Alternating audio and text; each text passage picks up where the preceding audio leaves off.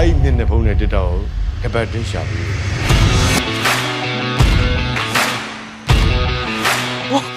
ငါဘာလို့တကားတော့ပိတ်ထားရထင်ပြီးတော့ခက်ခက်ခဲခဲကိုကြော်တက်လိုက်ရတာ ဦးဆိုင်အောင်နဲ့ကျန်ရစ်ခဲ့တဲ့ပစ္စည်းတွေကကျွန်တော်နဲ့လည်းသက်ဆိုင်တာပေါ့ မင်းအတွက်အင်းဝခစ်ကမျက်နှာဖုံးတစ်ခုပါခဲ့တယ် အိုးကျင့်မျက်နှာဖုံးစုပ်ကြီးကျမဘာလုပ်ရမှာတော့လို့ အဲ့ဒီမျက်နှာဖုံးအစုပ်ကြီးကသိန်းကိုတောင်းနဲ့ချီပြီးတန်တာ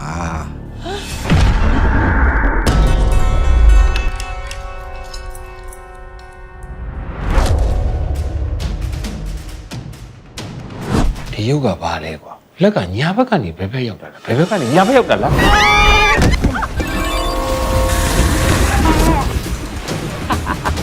ဟေးတော်ကြီးချစ်တော်သဘော